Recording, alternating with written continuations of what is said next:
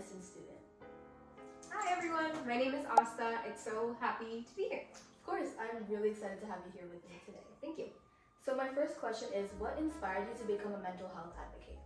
Yeah, so funny story, but I think when I was maybe 11 or 12, I had this whiteboard in my room, and every day, just to give me something to look forward to, I would write little positive quotes on my whiteboard. And my mom ended up taking pictures of them and like posting them on Facebook for her friends to see. And from there, a lot of her Facebook friends would comment saying that, you know, like, these are such good quotes, Astha, thank you for sharing. We really needed to hear that. And then since then, I kind of realized that, you know, my words had power and that it not only helped me feel better, but it was helping other people feel better. And so just from a young age, I kind of got into the importance of mental health and mental health advocacy. Kind of took off from there. So your story kind of always started on social media, and now you have a blog, so tell us about that. Yeah, so I started my blog called The Essence of Self in, I want to say 8th grade.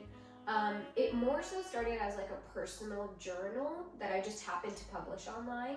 I was really fond of writing, so I took those quotes from my whiteboard and kind of turned them into more stories, longer paragraphs for me to talk about my journey.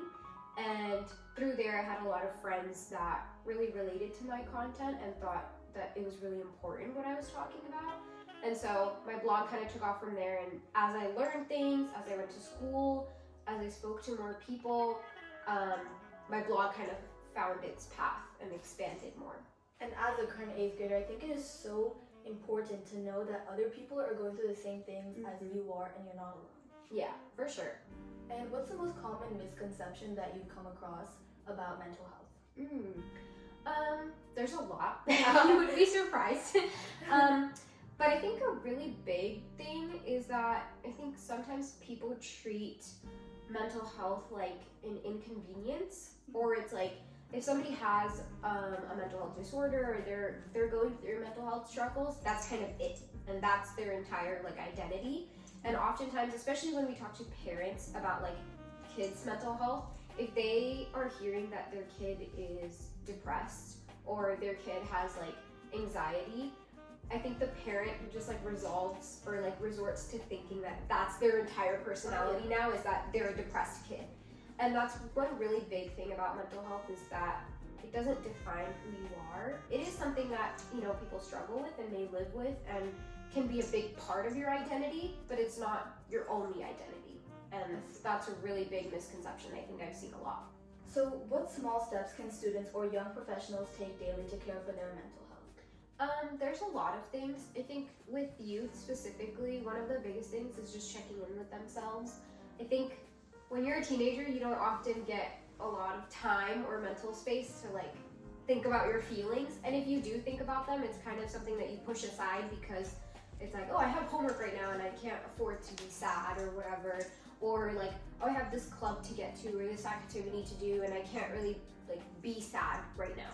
Or it's the thought of like, oh, what will my friends say about me? Like, they're always gonna think I'm that emo girl, right?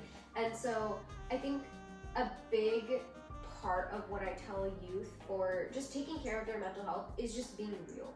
Like, literally just taking 10 to 15 minutes out of your day and like truly checking in with yourself. And like, if you aren't feeling okay or you think that you need a break, it's really being intentional with making that time to take a break. And that doesn't have to be like all the fancy things we see on social media where it's, you know, like the whole over dramatization of self-care where people think you need to take an elaborate bath with like 17 different bath bombs, like the full-on trays that yes, with the trays, and like you need to have a bed rot day. Like, while those things are helpful for some people, but I think self-care doesn't need to be all that glorified like we see on social media. It could literally be something simple that works for you and makes you feel better. And like, it could be something as simple as, you know, like cleaning your room, decluttering your space, if that helps you. I know that helps me a lot.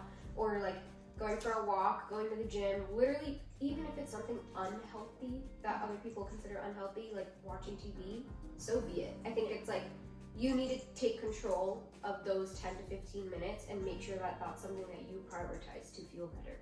100%, I totally agree with that. And you study medicine and you often work night shifts. So how do those long, late hours affect your own mental peace? Good question, because I just got off of a night shift. It was definitely an adjustment at first. Like, I think obviously my body wasn't used to being awake that all night.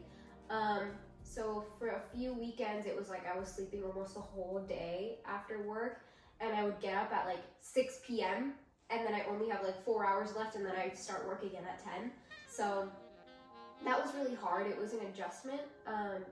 And I'm somebody that really likes to tie my self-worth to my productivity, which is something I've struggled with for so long. But working night shifts kind of affected that aspect of my mental health, because when you're asleep for most of the day, you don't really get a lot done. And so I just kind of left feeling a little like unproductive, I guess. And so it would make me feel down, or like feel like I hadn't done enough that day, so to speak. But over time, it just kind of came out to me adjusting my schedule, being okay with sleeping during the day, reminding myself that I needed that sleep, and then figuring out other ways to be productive around that time.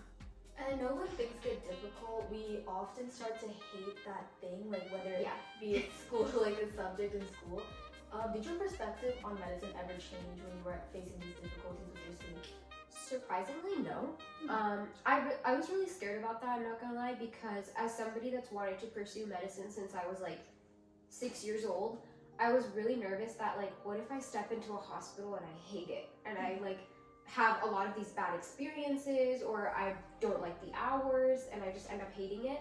But I think what made it so rewarding at the end is truly like the patients that I meet and the people I get to talk to at work. I think it's really inspiring to just be somebody, even though I'm not a physician yet and I'm not, providing them like care or treating them or fixing their symptoms. It's like even just getting to converse with them for 10 minutes and making their mood lighter, making a joke, something that helps them feel better. That is what got me through loving night shifts. And now I'm like, now that I'm adjusted, now my body's adjusted, I've learned to really like it. Honestly, as long as I can remember, I've been wanting to be a doctor. And that's because when I was a kid, I had a really bad immune system. Okay. So I would get bacterial infections a lot, and I really had chronic UTIs. So I was always in the hospital. And like I just remember when I was a kid, I spent my Christmas break at the hospital for like 5 days. All of Christmas break, I was in the ICU. And I just remember like one of the doctors actually dressed up as Santa, and that's so sweet. All the nurses like dressed up as elves, and they came to all the kids' rooms and brought us like toys and cookies. And since then, like I think that was like 7-year-old me, and I was like awestruck. I was like, if this is what being a doctor means, is like bringing people joy, then that's exactly what I want to do. So that is so wholesome. Thank you. I think about it, it's actually going in my medical school application, so you're getting the insider peek. Yeah. I see. What is one message you wish that every young woman could hear about mental health? Is that take the time to acknowledge your feelings. I think as women, we have a lot of priorities and a lot of expectations put on us, on society, and sometimes the whole notion that like women are too sensitive or too emotional can make it hard for us to want to talk about those things. But I think when people say women are emotional, I think that's a really big strength rather than something we should shy away from. And so I think my biggest advice to women would be to own your power, to own your strength, and know that you are competent enough to come out of whatever you're going through, and that you deserve to feel good and feel bad on some days, and all feelings that you have are okay and are acceptable. There are so many traditional stereotypes related to men and women. Do you think that we should just like ignore the people that are inflicting these stereotypes upon us, or is there a way that we could get them to change? That's a good question. I think from what I've seen, a lot of the stereotypes, at least from our like Indian, South Asian community, have been from a lot of elders, I think. And as I've grown older, when I was a kid, I would always kind of blame them. Like, I would be like, you guys just think everything, like, works a certain way, and you know, they have, like, stereotypes and preconceived notions about what men should do, what women should do, how you should feel, what you should not feel. And I think as I grew older, I realized that when our older generation thinks like that, it's from their own experiences. So I wouldn't necessarily say that we should ignore them, or even try to change them. It's more so try and come to a mutual understanding, because everything that they hold or their beliefs are probably something that they have been through, right? Like, they did grow up in a generation where men were seen as caretakers, so they couldn't be sad or feel emotions or go through mental health struggles, and women were seen as, like, you know, stay-at-home wives that their only job was to raise children. Right. And so when they come from a generation like that, and they see, you know, a man going through mental health struggles, in their head, they're thinking of the environment they grew up in, which is like, well, you should be a caretaker. Why are you sad? And I don't think that's something we should change. It's more so like, meet with them, talk to them, understand where they're coming from. And as you open up that dialogue, the other person's more likely to change their opinions, rather than if you just shut down and say, well, that's wrong. They're not really going to want to change how they think. Versus if they actually see real life examples of people changing those things, they're more likely going to be like, well, you know, like, this man is a caretaker and he can be emotional at times, and he's balancing both perfectly fine. So now I'm going to start backtracking and changing the way I think about things. Yeah, that's a very interesting perspective to look at, like, seeing where they come from, because usually most of the time when someone doesn't agree with you, you just cut them off. Yes, exactly. That's what you're just wired to do, I guess. Yep, yeah, and we kind of, like, resort to thinking of them as other than us, but it's kind of up to us. And I know sometimes it's hard because we are hurt by their actions and we get hurt by their stereotypes, but the more that we put our egos, prides to the side, and we actually take the time to be like, I don't like that you think this way, and let's talk about it, rather than just being like, well, you're wrong and I never want to hear from you again, kind of thing. It opens up a dialogue where both of you feel safe to learn things. Right. Yeah, that's important. What's a mantra or quote that you live by? I say this a lot, and this was literally on my high school graduation cap, but a really big quote that I live by is, be the light you want to shine on others. And I think that's really important to me as somebody that's grown up, like, struggling with my mental health, but then also wanting to go into mental health advocacy. It was like, how do I pour from an empty cup? So for me, like, throughout my life, I've really had to put in the time to be strong, to cater to myself before I can cater to others. And that's kind of resonated with me so far. It's got me through a lot of things. Yeah. So it's not just like a meaningless quote, like, you actually relate to this quote on another level. Yeah, and I think it's really, like, it goes for everybody. I think the more that you pour into yourself, you're gonna have the energy and the capability to pour into other people. You know, the whole saying of, like, you can't pour from an empty cup, it's fill yours first. I agree with that. And you've worked closely with high school students, so what have you learned from mentoring the younger generations?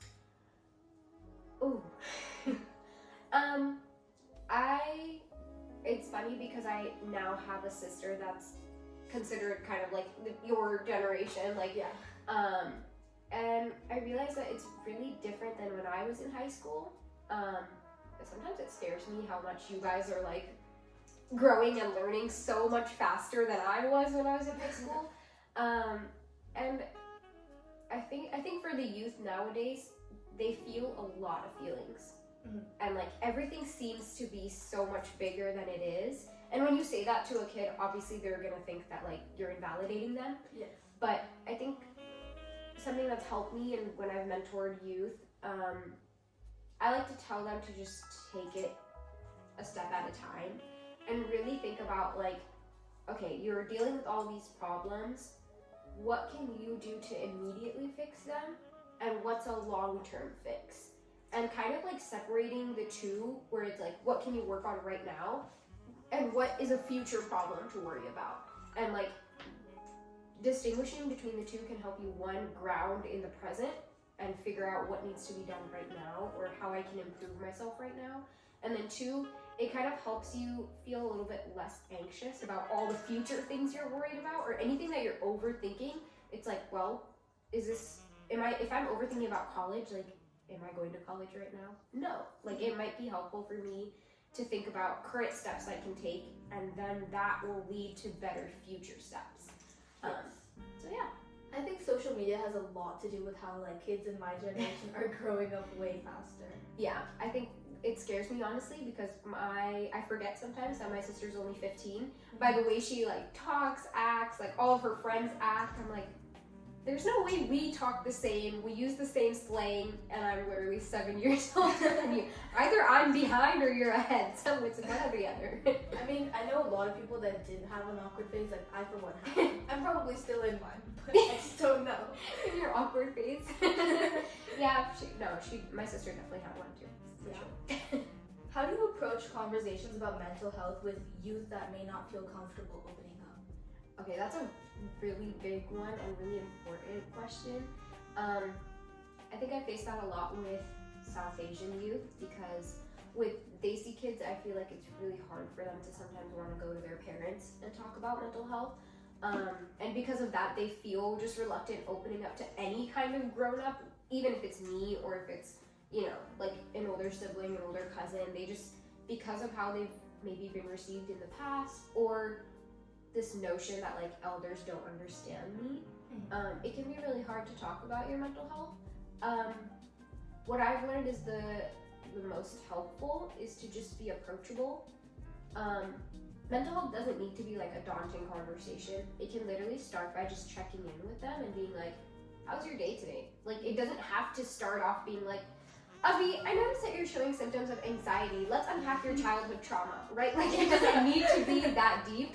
It can literally just be small steps that you take and like just encouraging real conversations. And part of that, like, I like to be honest and open about my struggles with the youth that I mentor and I talk to, because I'm like, well, how do I expect you to open up to me about your problems? And I'm sitting here like I know everything and I'm perfect and I've gone through everything and I'm good. When like, I would rather be the type of person to be like, you know what, I had a really crappy day and like I've been bedridden for 2 days straight. Like, you tell me how you are.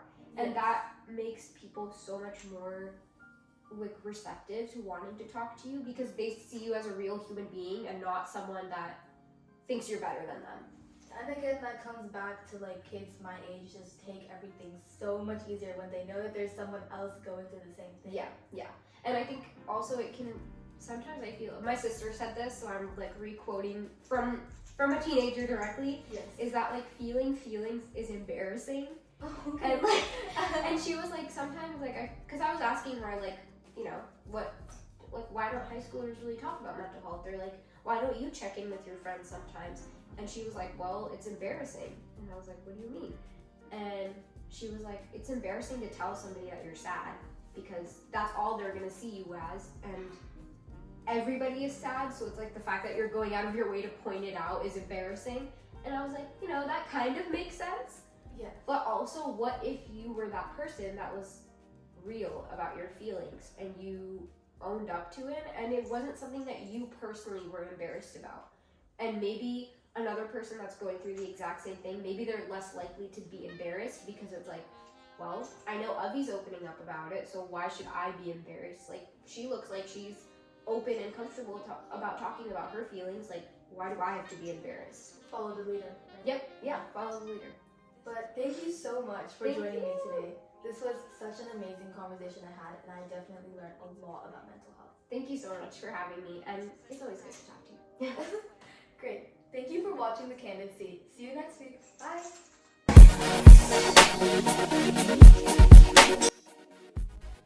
Older. I'm in the middle of an interview. I'll call you back. I'm in the middle of an interview. She's so cute.